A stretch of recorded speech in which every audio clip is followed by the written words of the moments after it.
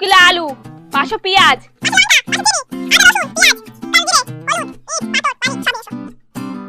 আর হ্যাঁ, একটা হারপিট।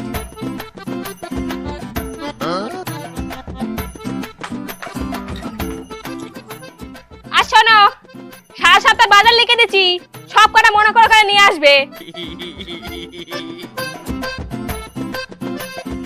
ভাগবতী এত ফাস্ট বলে গেছে, আমি তো কিছুই লিখতে পারিনি।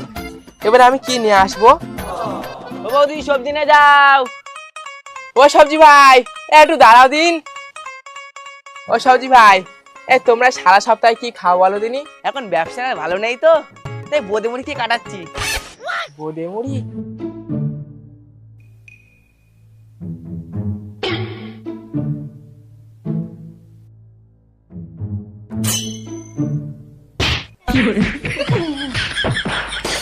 ও বৌদি, রতন দা করে মারছো কেন? আরে দেখো না, 7:30 মাল আনার জন্য লিস্ট করে দিয়েছিল, আরে টানা নিয়ে এসে বোঁদে মহিলা চলে গেছে। বৌদি আমি কি ভুল করেছি?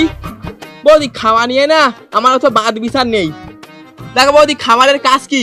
পেট ভর্তি করা। তা বোঁদে মুড়ি খেয়ে কি মানুষের পেট ভর্তি হয় না? দেখো বৌদি, ভাত ডাল তো সবাই খায়, তাহলে বোঁদে মুড়িরই কেরা খাবে? বোঁদে মুড়ি কি শুধু ওই ছাগল খাওয়ার জন্য? বোঁদে মুড়ি তো ইচ্ছা হয় যে মানুষ আমাদের খাক। কি করে? দেখো ভাগবতী, এই রতন না কারোর ইচ্ছা মেরে পেট ভর্তি করে না। দেখেছো কেরম পাগল মাল বলো দিনি? দেখো বৌদি, গাধা পিটি কখনো ঘোড়া হয় না, তার চেয়ে রতন ধরে না বাদের কাতায় ছেদ দাও। বৌদি তুমি আজকে আমার এগেইনস্টে চল গেলে। ঠিক আছে, আমার কোনো ব্যাপার না, কিন্তু একটা কথা মনে রেখে দিও, তুমি এই রতনটা হারিয়ে ফেলে দিয়েছো।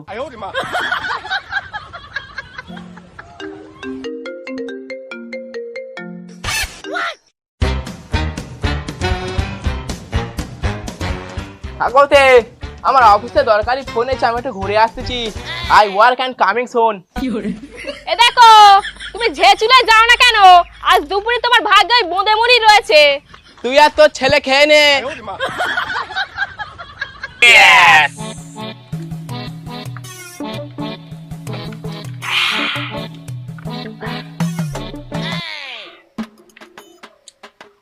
আবার এর সাথে আমার মদ খেতে বইছিস?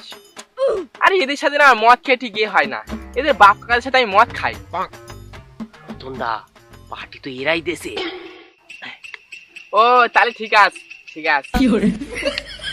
তা বাড়ির চাল বিক্রি করে মদ কিনে নিছিস নাকি বলদিন? আমাদের পাড়ায় খুব উন্নতি হচ্ছে বুঝলি তো।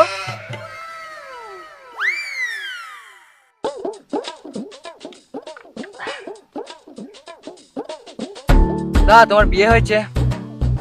তুই কি তোর বাবার সাথে এরকম করে কথা বলিস? এই দাদা না, কাকা। কাকা, তোমার বিয়ে হয়েছে?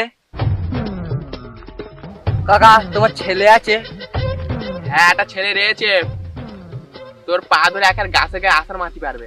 কাকা, তোমার মেয়ে আছে, আমার সঙ্গে বিয়ে দেবে?